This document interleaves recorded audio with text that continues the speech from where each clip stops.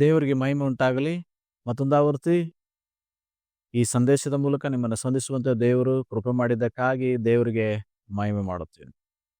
ಈ ದಿನ ನಾವು ಈ ಭೂಮಿಯಲ್ಲಿ ಹೆಚ್ಚಿನ ಬೆಲೆ ಬಾಳ್ತಕ್ಕಂಥ ಬಹಳ ಅಮೂಲ್ಯವಾಗಿರ್ತಕ್ಕಂಥ ಒಂದು ವಿಷಯದ ಕುರಿತಾಗಿ ಧ್ಯಾನಿಸ್ಲಿಕ್ಕಿದ್ದೇವೆ. ನೀವು ಅದು ಯಾವುದೊಂದಾಗಿ ಹೇಳಲಿಕ್ಕೆ ಆಗುತ್ತಾ? ನೀವು ಯಾವುದು ಅಂತ ಹೇಳಿ ಊಹಿಸ್ತಾ ಇದ್ದೀರಾ? ಈ ಭೂಮಿಯಲ್ಲಿ ಎಲ್ಲದಕ್ಕಿಂತಲೂ ಹೆಚ್ಚಾಗಿ ಬೆಲೆ ಬಾಳ್ತಕ್ಕಂಥದ್ದು, ತುಂಬಾ ಬೆಲೆ ಬಾಳ್ತಕ್ಕಂಥದ್ದು ಯಾವುದು? ಹಾಗಾದ್ರೆ ಹಣ, ಆಸ್ತಿ, ಬಂಗಾರ? ಬಂಗಾರ ಬೆಳ್ಳಿ ಸರ್ರ್ ಅಂತ ಏರ್ತಾ ಇದೆ ಈ ದಿನಗಳಲ್ಲಿ. ತುಂಬಾ ಬೆಲೆ ಜಾಸ್ತಿ ಆಗ್ತಾ ಇದೆ ಬಂಗಾರ ಬೆಳ್ಳಿ. ಇದು ಬಹಳ ಬೆಲೆ ಬೆಳೆದು ಅಂತ ಹೇಳಿ ನೆನೆಸ್ತೀರಾ? ವಜ್ರ ವೈಡೂರ್ಯಗಳು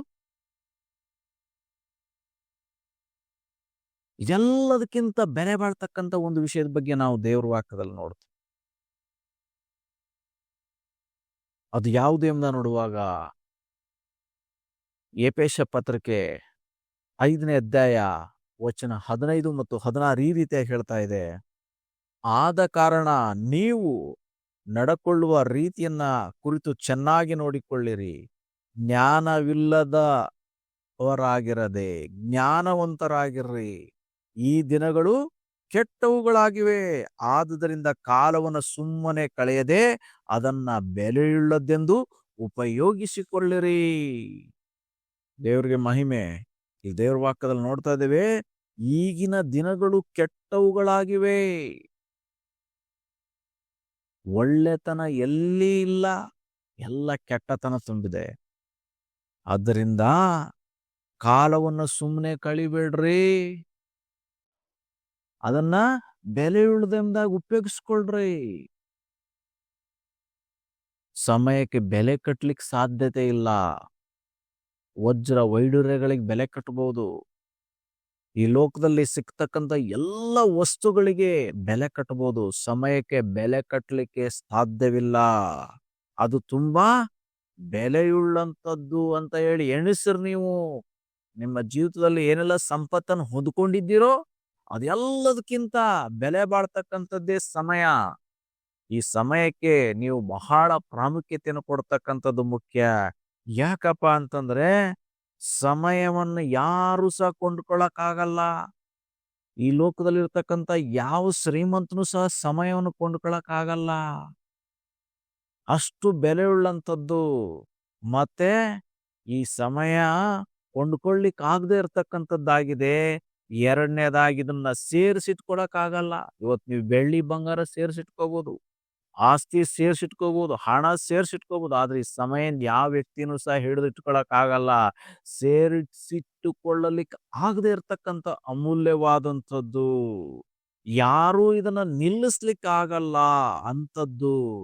ಮಾತ್ರವಲ್ಲ, ಇದು ಹೋಗ್ತಾನೇ ಇರುತ್ತೆ. ನೀನು ಉಪಯೋಗಿಸ್ಕೊಳ್ಳದೆ ಇರು. ಒಳ್ಳೇದಕ್ಕಾದ್ರೂ ಉಪಯೋಗಿಸ್ಕೋ, ಕೆಟ್ಟದಕ್ಕಾದ್ರೂ ಉಪಯೋಗಿಸ್ಕೋ. ಆದ್ರೆ ಈ ಸಮಯ ತನ್ನ ಪಾಡಿ ತಾನು ಹೋಗ್ತಾ ಇರುತ್ತೆ. ಅದರಿಂದ ಇದು ಬಹಳ ಅಮೂಲ್ಯವಾಗಿರ್ತಕ್ಕಂಥದ್ದಾಗಿದೆ ಸಮಯ.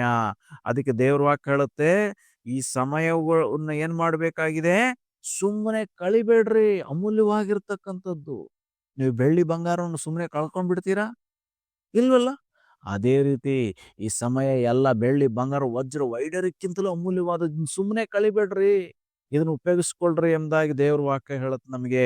ಏನಕ್ಕೆ ಉಪಯೋಗಿಸ್ಕೋಬೇಕಾಗಿದೆ? ಯಾವುದಕ್ಕಾಗಿ ಉಪಯೋಗಿಸ್ಕೋಬೇಕಾಗಿದೆ?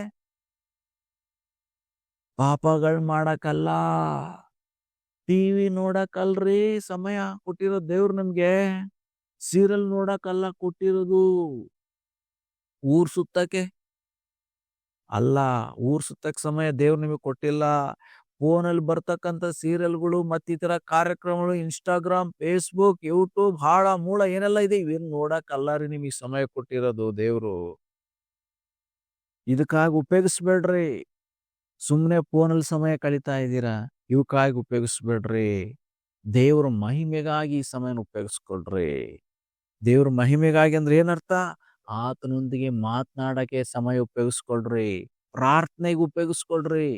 ಎಷ್ಟು ದಿನದಿಂದ ಪ್ರಾರ್ಥನೆ ಮಾಡಿಲ್ಲ ನೀವು?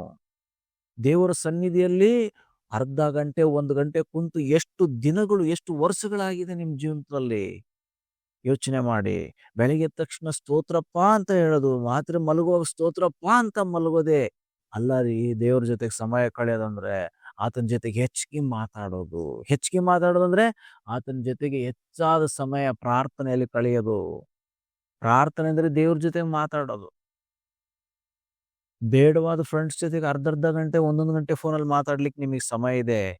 ದೇವರ ಜೊತೆಗೆ ಮಾತಾಡಕ್ಕೆ ನಿಮ್ಗೆ ಸಮಯ ಇಲ್ಲ.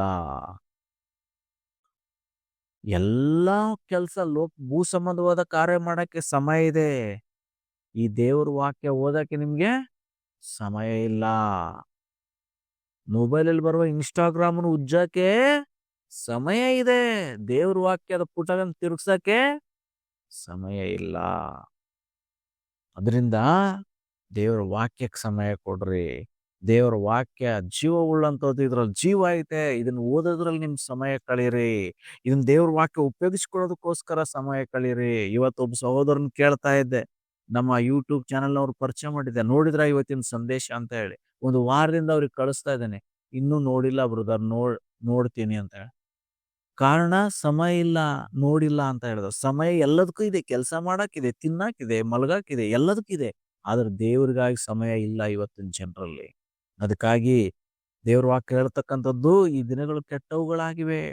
ಅದರಿಂದ ಈ ಕೆಟ್ಟ ದಿನಗಳಲ್ಲಿ ಏನ್ ಮಾಡ್ಬೇಕಾಗಿದೆ? ನೀವು ಜ್ಞಾನದಿಂದ ನಡ್ಕೊಳ್ಬೇಕು.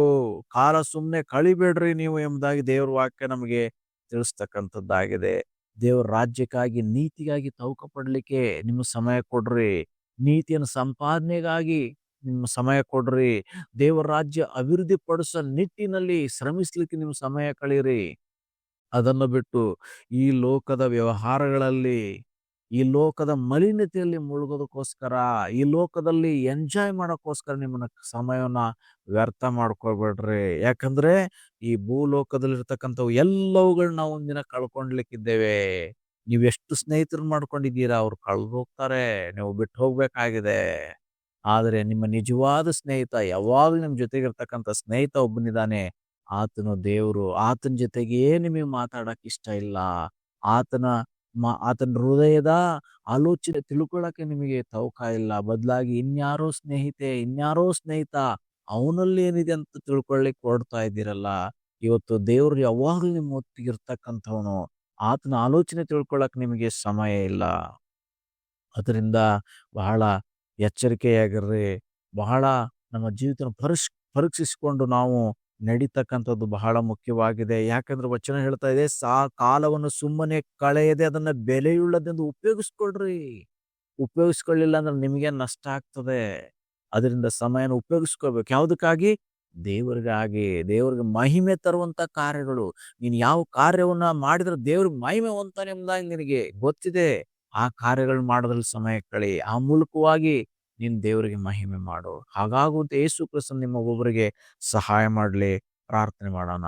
ಯೇಸು ಸ್ವಾಮಿ, ಈ ಸಮಯಕ್ಕಾಗಿ ಸ್ತೋತ್ರ ಮಾಡುತ್ತೇವಪ್ಪ. ಹೌದು, ನೀವು ನಮ್ಮ ಜೀವಿತಗಳಲ್ಲಿ ಕೊಟ್ಟಂತ ಸಮಯವನ್ನ ನಿಮಗೆ ಮಹಿಮೆ ತರುವಂತ ಕಾರ್ಯಗಳಿಗಾಗಿ ಉಪಯೋಗಿಸಿಕೊಳ್ಳೋದ್ರ ಮೂಲಕ ನಮ್ಮ ಜೀವಿತವನ್ನ ಸಾರ್ಥಕ ಮಾಡಿಕೊಳ್ಳಿಕ್ಕೆ ಸಹಾಯ ಮಾಡು. ಈ ಸಂದೇಶವನ್ನು ಕೇಳಿದ ಪ್ರತಿಯೊಬ್ಬೊಬ್ಬರನ್ನ ಆಶೀರ್ವಾದ ಮಾಡು. ಯಾರೇನು ಕಷ್ಟ, ಸಮಸ್ಯೆ, ಇಕ್ಕಟ್ಟು, ತೊಂದರೆ, ಹೋರಾಟಗಳಿದ್ದಾರೋ ಎಲ್ಲ ಕಷ್ಟ, ಸಮಸ್ಯೆ, ಇಕ್ಕಟ್ಟು, ತೊಂದರೆ, ಹೋರಾಟಗಳಿಂದ ಬಿಡುಗಡೆ ಮಾಡು. ಇವರೆಲ್ಲರೂ ತಮ್ಮ ಜೀವಿತದ ಅಮೂಲ್ಯ ಸಮಯವನ್ನ ನಿಮಗಾಗಿ ಕಳೀಲಿಕ್ಕೆ, ನಿಮ್ಮ ರಾಜ್ಯಕ್ಕಾಗಿ, ನೀತಿಗಾಗಿ ಉಪಯೋಗಿಸಿಕೊಳ್ಳಿಕ್ಕಾಗುವಂತೆ, ನಿನಗಾಗಿ ಬದುಕಲಿಕ್ಕೆ ಸಮಯ ಕಳೆಯಕ್ಕೆ ಕೃಪೆ ಮಾಡು. ನಮ್ಮೆಲ್ಲರನ್ನ ಆಶೀರ್ವಾದ ಮಾಡು. ಯೇಸುವಿನ ಹೆಸರಿನಲ್ಲಿ ಪ್ರಾರ್ಥಿಸ್ತೇವೆ ಪರಲೋಕದ ತಂದೆಯೇ, ಆಮೇನ್. ದೇವರು ನಿಮ್ಮನ್ನ ಆಶೀರ್ವಾದ ಮಾಡಲಿ.